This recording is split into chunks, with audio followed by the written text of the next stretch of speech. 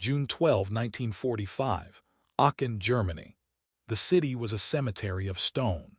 Buildings stood like broken teeth against a colorless sky, their windows empty, their walls pocked with shrapnel scars. The streets were rivers of rubble, brick and plaster and twisted iron, navigated by silent figures in tattered coats. The smell was everywhere, dust and ash and something older, something that had been buried and then unearthed. Death, perhaps. Or the memory of it. In the marktplatz, where merchants had once sold apples and bread and summer flowers, a crowd had gathered. Not a large crowd. Aachen had lost most of its people to the war, to the bombs, to the exodus west, but enough. 200, maybe 3. Women mostly, their faces carved thin by hunger. Children with legs like sticks and eyes too large for their skulls. Old men leaning on canes, watching with the flat suspicion of those who have learned not to hope. At the center of the square sat a truck, an American truck, olive drab streaked with mud, the white star on its door bright as a shout.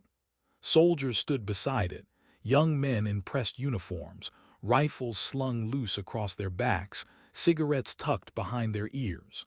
They were unloading crates, wooden crates stamped with black lettering in English, and from those crates they were pulling cans, tall cans, silver cans, cans labeled in a language most of the Germans could not read. But one word, not fresh milk, not powdered milk, not milk in any form that could be trusted or afforded or found. The cows had been slaughtered for meat in 1943. The dairy trucks had been requisitioned by the Wehrmacht. The ration cards, which once promised 200 grams of butter per month, had become slips of paper worth less than kindling. By the winter of 1944, as the Americans closed in from the west, and the artillery fire turned the horizon into a constant, rumbling thunder, the children of Aachen had forgotten what milk tasted like. And now, in the ruin of their city, in the shadow of their defeat, here was milk, delivered by the enemy. Frau Helene Kerner stood near the back of the crowd, her hands clutching the edges of a wool shawl gone gray with age and smoke. She was 41 years old. She looked 60. Her husband had died in Stalingrad. Her eldest son was missing somewhere in the east. Her daughter, 10 years old, named Greta, stood beside her, thin as a sparrow, her lips cracked and bloodless.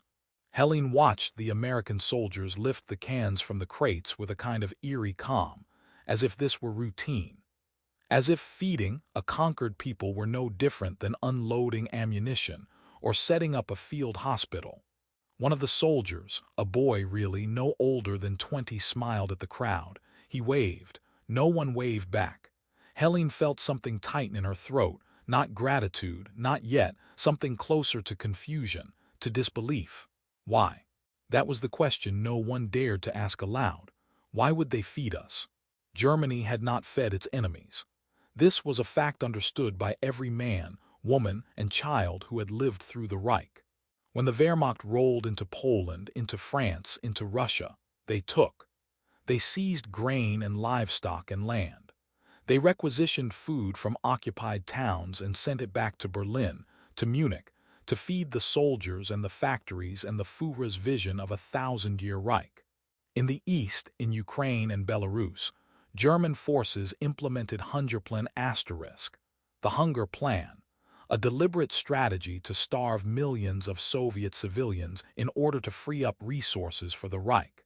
The numbers were calculated with cold precision: 30 million dead from starvation, projected over the course of a single winter. Food was not a humanitarian concern. It was a weapon. And the German people, those who lived in the cities, who read the newspapers, who listened to Goebbels on the radio, had been told this was necessary. They had been told the enemy was subhuman, that the Slavs, the Jews, the partisans did not deserve bread, that mercy was weakness, that strength meant taking what you needed and letting the rest starve. This was what they had been taught. And now, in the wreckage of that ideology, here stood American soldiers. The United States had entered the war in December 1941, and by 1942, American factories were producing food on a scale the world had never seen. Wheat, corn, beef, pork, butter, cheese, eggs, mountains of it, shipped across the Atlantic in convoys protected by destroyers and aircraft carriers. The factories ran 24 hours a day. The farms were worked by women and old men and teenagers, the young men having gone to fight. And still, there was more than enough. Enough to feed the American soldiers fighting in Europe and the Pacific. Enough to supply the British, whose island had been blockaded and bombed. Enough to send to the Soviet Union under Lend-Lease, shipments of Spam and powdered eggs and canned milk that kept the Red Army moving even as it bled. And then in 1945, as the war in Europe ended and the Wehrmacht collapsed and millions of displaced persons wandered the shattered continent, there was enough to feed the enemy. It was not charity in the soft, sentimental sense. It was policy. General Dwight D. Eisenhower, Supreme Commander of the Allied forces, had issued orders. The occupation of Germany would be firm, but it would not be vengeful. German civilians would receive the minimum caloric intake necessary to prevent starvation and disease. Roughly 1,550 calories per day, enough to live, though not comfortably. The reasoning was practical. A starving population bred disease. Disease spread to soldiers. Chaos bred insurgency. Order required stability, and stability required food. But to the Germans, who had expected reprisal, who had been told by their own leaders that defeat meant annihilation, the arrival of American food convoys felt like something else. It felt like mercy. And mercy, they had learned, was not. Helene Kerner did not move when the American soldier called for the crowd to form a line. She did not trust it. She had stood in lines before, lines for ration cards, lines for coal, lines for the chance to buy moldy bread at twice the legal price. She had learned that lines often led to disappointment, or worse, but Greta tugged at her sleeve. "Mama," the girl whispered, "milk." That single word, milk, spoken with a kind of reverence, as if it were a myth, a story told by grandmothers about the time before the war. And so Helene stepped forward. The line moved slowly. People shuffled, heads down, eyes wary. Some carried baskets. Others held out bare hands. When Helene reached the front, the soldier, the young one with the smile, gestured to the crates. "One per family," he said in broken German. His accent was strange, the vowels too broad, the consonants too soft. But the words were clear. Helene reached out and took a can. It was heavier than she expected. The metal was cold in her hands. She turned it over, studying the label. The picture showed a cow standing in a green field, mountain and wide and impossibly clean. Below the image, printed in English, "Carnation evaporated milk, made in USA." Greta stared at the can as if it were made of gold. Helene wanted to say something, to ask why, to demand an explanation. But the soldier was already moving on, handing cans to the woman behind her, smiling that same easy, impossible smile. She walked back through the rubble, clutching the can, her daughter's hand tight in hers. And she did not cry, not yet. The distribution of food to occupied Germany was part of a broader strategy known as the Government and Relief in Occupied Areas Program, GARAOA. Launched in 1945 and expanded through 1946, it provided emergency food supplies to prevent mass starvation in the American and British zones of occupation. At its height, the program fed nearly 8 million German civilians per day. The food came from American farms. It was packed in American factories. It was shipped across the Atlantic in American cargo vessels. And it was handed out by American soldiers, men who had fought their way across France and Belgium and into Germany itself, men who had seen friends die, who had liberated concentration camps, who had every reason to hate. And yet they did not starve the defeated. This baffled. Franz Schneider, a schoolteacher from Cologne, wrote in his diary in July 1945, "We were prepared for punishment, for revenge. We were told the Americans would enslave us, would take everything. But they bring bread. They bring milk. I do not understand this. I do not know what it means." What it meant, though Schneider could not yet see it, was that the Americans were not interested in revenge. They were interested in re-education. The can of milk sat on Helen Kerner's kitchen table for 2 days. She did not open it. She studied it instead. The label, the cow, the mountains. She ran her fingers over the raised lettering on the lid. She turned it over and read the words stamped on the bottom. Inspected and passed by U.S. Department of Agriculture. There was something almost obscene about the object. Not the milk itself, but what it represented. Abundance. A place where cows grazed in green fields. A place where milk was so plentiful it could be canned and shipped across an ocean to feed strangers. To feed asterisk enemies. Greta asked about it constantly. "Can we drink it, Mama?" "Soon." "When?" "Soon." But Helen could not bring herself to open the can, because opening it would mean accepting it. And accepting it would mean admitting something she was not yet ready to admit, that they had been lied to. For 12 years the German people had been told a story. The story went like this: Germany was strong. Germany was pure. Germany was surrounded by enemies, weak, decadent, corrupt, who sought to destroy her. To survive, Germany must be harder than her enemies. She must take what she needed. She must show no mercy, because mercy would be seen as weakness, and weakness would lead to annihilation. The Jews were vermin. The Slavs were subhuman. The British were cowards. The Americans, fat, lazy, obsessed with money and movies, were unfit to fight.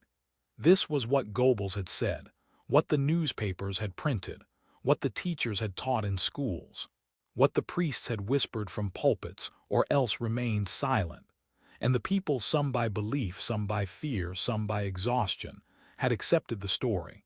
But now the story had ended. And in its place was a can of milk. On the 3rd day, Helen opened the can. She used a knife to punch 2 holes in the top, the way her mother had shown her when she was a girl, before the war, when there had been cans and milk and time to learn such things. The liquid inside was thick, pale, sweet-smelling. She poured it into a tin cup, added a little water to thin it, and handed it to Greta. The girl drank slowly, her eyes closed. Her small hands gripped the cup as if it might vanish. When she finished, she looked up at her mother and said, "It tastes like before. Before the war, before the hunger, before the bombs and the silence and the shame." Helen drank the rest herself, standing by the broken window, looking out at the ruins of the city. The milk was cool and rich and impossibly kind. And for the first time since her husband's death, since the surrender, the symbolic power of milk cannot be overstated. In Germany, milk had always been associated with childhood, with innocence, with nurturing. It was the first food, the mother's food. In Nazi propaganda, images of healthy, milk-fed children were used to represent the strength and purity of the Aryan race. The regime promoted milk consumption as a patriotic duty. And now, in defeat, it was the Americans, the enemy, who provided it. The irony was not lost on the people. Milk became a focal point of cognitive dissonance. To drink it was to accept help from those who had destroyed your country. To refuse it was to watch your children starve. There was no easy choice, only survival. But survival, as it turned out, required a kind of humility the Reich had never taught. By the autumn of 1945, food distribution in the American zone had become routine. The initial shock wore off. People grew accustomed to the convoys, to the soldiers, to the cans and crates stamped with English words. The black market flourished. Cigarettes and chocolate traded for jewelry and silver. But the official rations kept most from starving. And slowly, grudgingly, something began to shift. In the town of Kassel, a woman named Margaret Faust wrote to her sister in Switzerland. Asterisk, the Americans do not hate us the way we were told they would. They are strange.